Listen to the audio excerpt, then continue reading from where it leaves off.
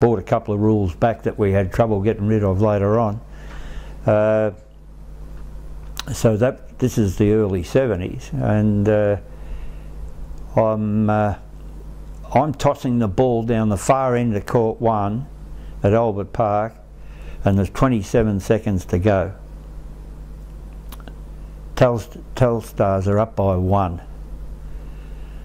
and I toss the ball, and Taiwan win the tap, and they're off to the races, and they're heading towards the basket, and I hear the whistle go. And it's Dick saying, no, no, no, no, you're not allowed to move around the circle on the jump ball. I said, oh. So anyway, he hands the ball back to Telstars. They keep the ball, and they win the game. The game ends, and I'm still up the other end of the court on court 1. The crowd has gone ballistic, and I look for Dick, and he's gone. He's missing. So I laid an egg, and I sprint as fast as I can down to the end of the court, and then down to where the referee's room was, down beside court 7 at Albert Park, you may remember. We get out in the back. I said, come on, let's get inside. He said, bloody door's locked. He said, we can't get in. I said, never mind about the referee's room. What was that all about? He said, Burgess, we never lose the close ones at home. And I thought, well, for God's sake. But that rule, strangely enough, that he brought back, it took him about 5 minutes to introduce it. There was never ever, they tried it at college basketball or something over there, and they dropped it in 6 months. You know, it took us nearly 20 years to get that out of the system in Australia. You're the state rules interpreter of Victoria. Yeah. What does that mean? Well, at the moment, not too much. In 1980, when I was appointed, I was approached as to whether, and bearing in mind that at that stage, 78 and 79, had been my best 2 years, and yeah, I took it on. You've done it for a long time. You're exceptional with your rule knowledge. How come you're so good at it? To be honest, I really can't pinpoint it, although I became fanatical about being right about it. What really got me going with it was, we did a rules exam. Dick Mason had said it, and Gordon McGough got this terribly good score, and there was one particular answer that I disagreed with, and McGough and Dick Mason said, no, no, we're right, that's it. And being like the dog with a bone sort of bit, I went after it, and they weren't right, I was. Do you remember what it was? I forget what the situation was, but it was something that was really not terribly technical, and that got me going as to, it just didn't seem right for a start. Most things in basketball, if they don't seem right and fair, you're probably right about it. The game's not that complicated that we've got rules that they're there and you say, well, that's not fair. Most of them make sense. But this one didn't, and then so I got into it. And in the end, once I got the job, it just became an ongoing thing where I thought, well, now I'm in the job, I better make sure I don't cock up.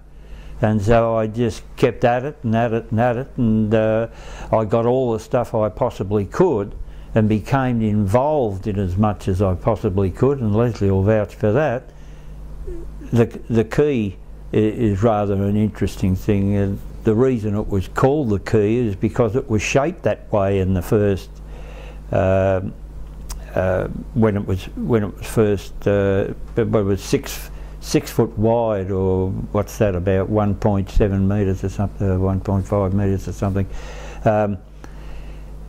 It was shaped like a key, like that.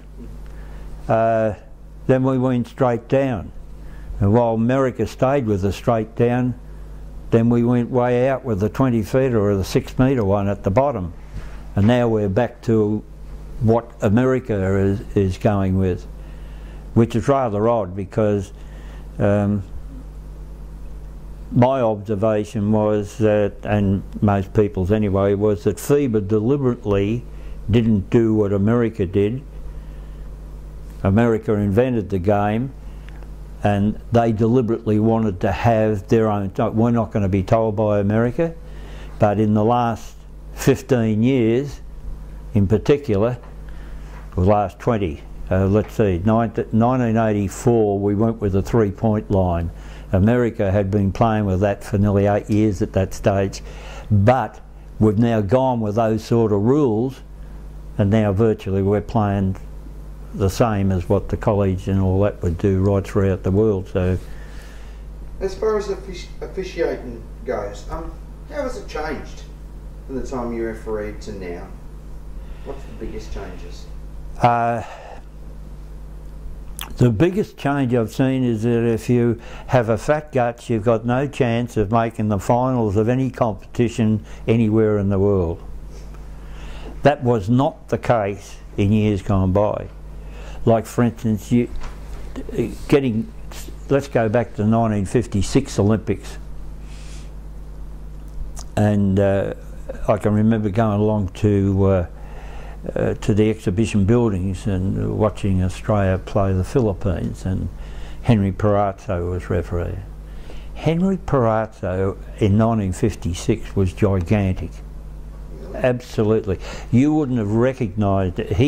When you saw Henry had tapered off to straight down the front. I wouldn't believe it. But he was rotund in 56. And he was still the same fantastic guy and could referee like hell, and one of the only referees where he give you a foul and he'd smile at you and you'd say, "Oh Henry, that was terrific, give me another one." You know? These days you've got to be trim, trot and terrific.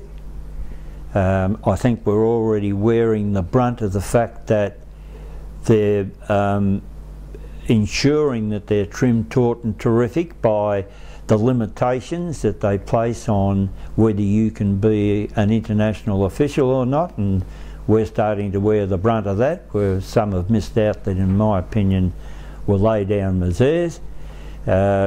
You won't get a FIBA badge after 35 years of age now, and that gives you a window of perhaps about 15 years of top refereeing.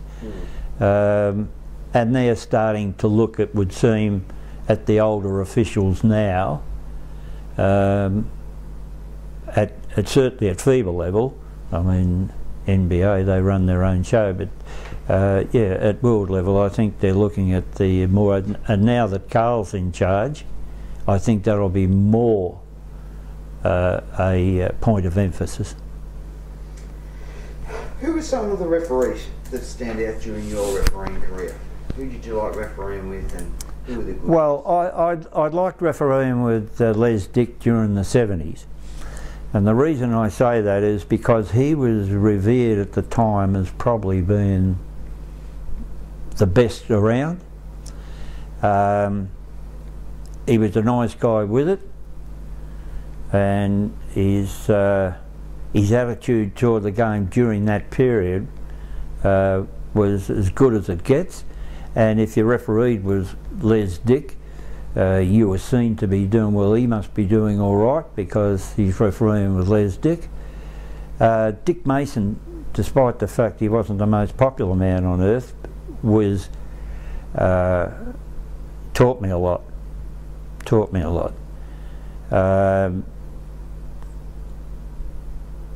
Old John Holden was always a walk in the park when you got out there with him. Jerry Carstairs I had a good relationship with. He was easy to ref with, and we were good mates anyway, so that made it easier. Gordon McGough was all right. He was funny. there was some from interstate that were good fun, like Jeff Weeks was good to ref with.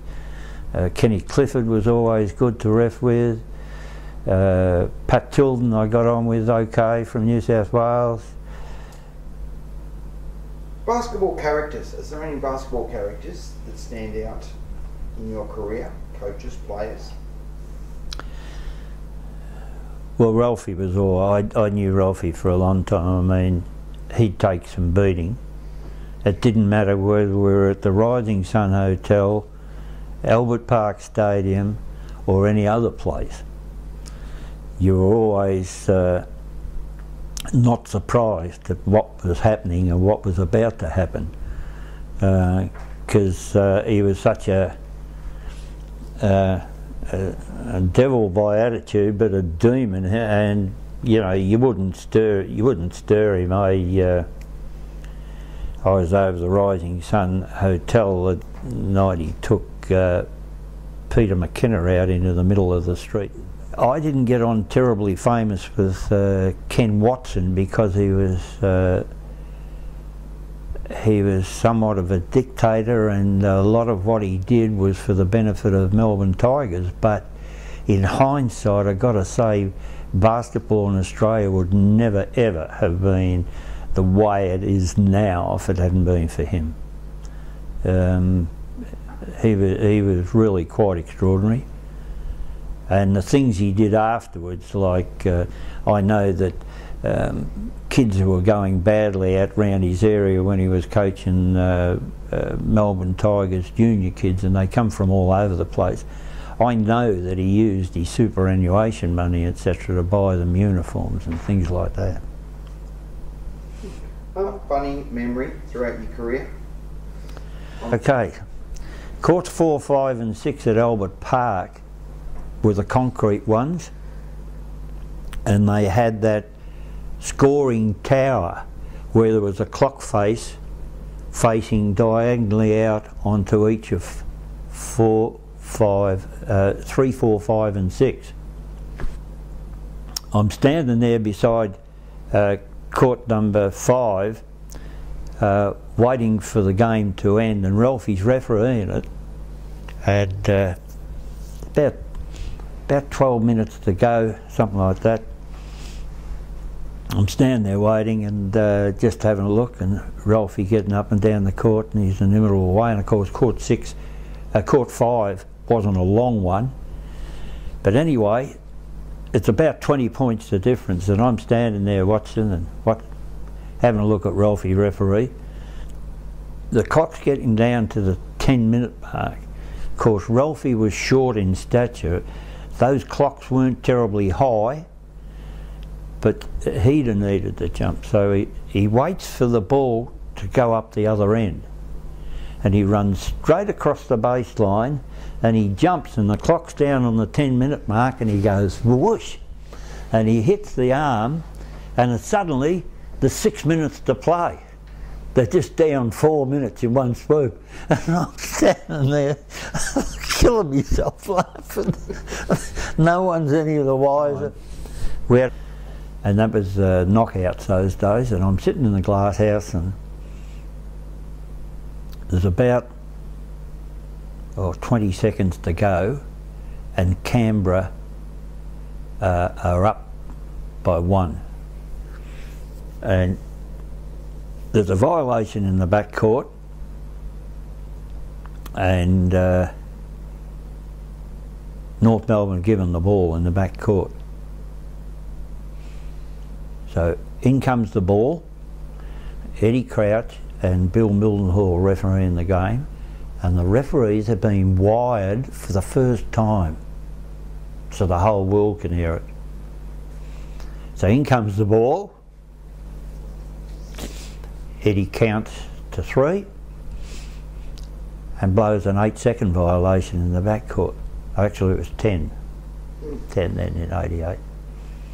Blows a 10-second violation in the back court. So all hell